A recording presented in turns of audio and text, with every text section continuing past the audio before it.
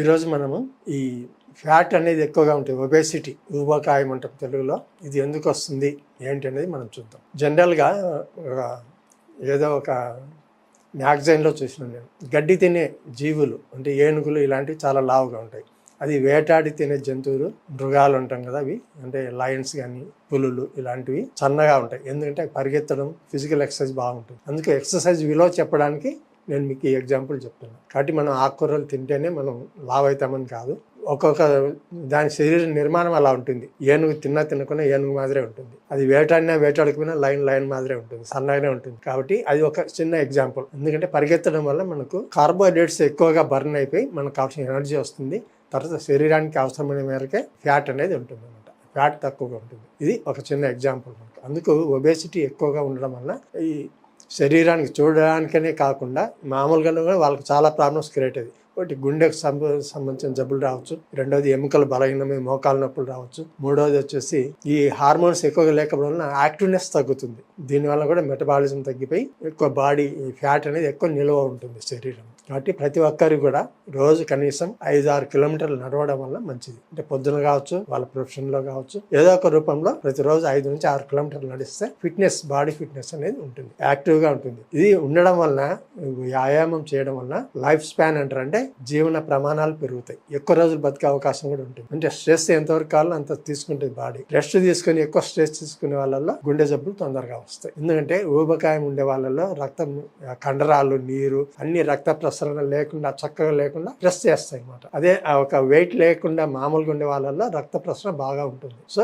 ఈ విధంగా ప్రెషర్ తక్కువ ఉంటుంది లోపల శరీరంలో. దానివల్ల రక్తనాళాలు ప్రెషర్ కు లోన్ కాకుండా దాని పని అది చేసుకోబోతుంటుంది. సో ఈ ఊబకాయం అనేది చాలా డేంజర్.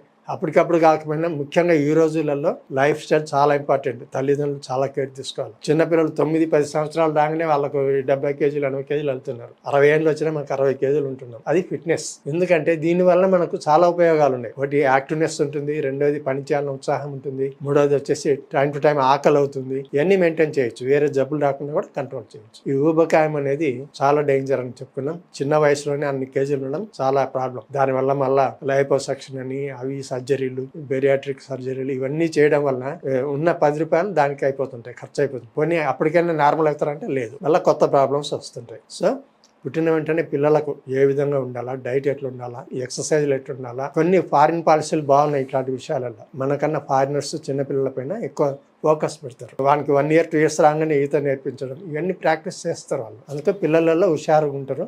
ఎక్కువ ఒబేసిటీ అనేది తక్కువ ఉంటుంది. మన ఇండియన్స్లోనే ఒబేసిటీ చాలా మటుకు 50% గమనిస్తున్నాం మనం. సో ఇవన్నిటి కారణాలు అన్లిమిటెడ్ ఫుడ్ తినడం, తర్వాత అన్లిమిటెడ్ ఎక్సర్సైజ్ ఉండదు. మళ్ళీ ఎక్సర్సైజ్ లిమిట్గా ఉంటుంది, అన్లిమిటెడ్ ఫుడ్ ఉంటుంది, అంటే రివర్స్. దీనివల్ల ఊబకాయం పెరుగుతుంది. ఏం తినాలో, అది ఎంత తినాలో తెలియదు, ఎంత ఎక్సర్సైజ్ చేయాలో తెలియదు. ఎక్సర్సైజ్ అనేది నిల్లు, ఫుడ్ మాత్రం ఇంటేకి ఎక్స్ట్రా. సో ఇలాంటి అలవాట్లు మానేసి చక్కగా ఎంతవరకు అవసరమో అంత పెట్టి, తర్వాత ఎక్సర్సైజ్ కంపల్సరీగా చేయడం చిన్నప్పటి నుంచి అలవాటు చేయాలి పిల్లలకు. వాకింగ్ కానివ్వండి, ఎక్సర్సైజ్ పైన, తర్వాత పర్సనాలిటీ పైన కూడా ఒక ఫోకస్ అనేది పెట్టాలి పిల్లలకు. మనం ఎట్లున్నా పర్వాలేదు అనే ఫీలింగ్ ఉండకూడదు, మనం ఇట్లా ఉండాలని డిజైన్ చేసుకోవాలి. సో ఆ విధంగా ప్లాన్ గా ఇంటి ఫుడ్ తినడం, ఈ జంక్ ఫుడ్ అవాయిడ్ చేయడం, ఇవన్నీ చేయడం వలన మనిషిలో కొంత ఉత్సాహంగా ఉంటారు, టైం టు టైం తింటారు, చేసిన పనులు కూడా చేయాలని ఉత్సాహం కూడా ఉంటుంది వాళ్ళలో. సో ఈ ఒబేసిటీ వలన కొంచెం నీరసం అనేది ఎక్కువ అయిపోతుంది, పని చేయలేరు, ఇక కింద వంగి కనీసం ఒక గ్లాస్ కూడా పట్టుకోలేరు. సో ఇలాంటి పరిస్థితి రాకూడదు ఎవరికి కూడా. ఎందుకు ఇవన్నీ చెప్తున్నా అంటే, మన హెల్త్ అనేది దీనిపైనే డిపెండ్ అయింది. ఊబకాయం దాన్ని కంట్రోల్ చేస్తే 50% జబ్బులు రావు,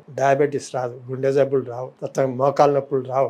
ఇన్ని రకాలుగా మనకు ప్రయోజనం. ఇవన్నీ ఉంటేనే మన హెల్త్ బాగున్నట్లు లెక్క. వీటిలో ఏ ఒక్కటి వచ్చినా కూడా ప్రాబ్లం స్టార్ట్ అవుతుంది. సో మనం తీసుకున్న ఆహారం పైన కాన్సన్ట్రేషన్ పెట్టండి, ఎంత తింటున్నాం, ఏం తింటున్నాం. రెండోది వచ్చేసి వ్యాయామం పైన రోజు కనీసం 5 కిలోమీటర్లు నడక, సైక్లింగ్, స్విమ్మింగ్, ఏది వీలైతే అది, యోగా, ఏం చేసినా పర్వాలేదు, కానీ ఏం చేయకుండా ఉండద్దు. ఇది నా చిన్న విజ్ఞప్తి. సరేనా? నమస్తే.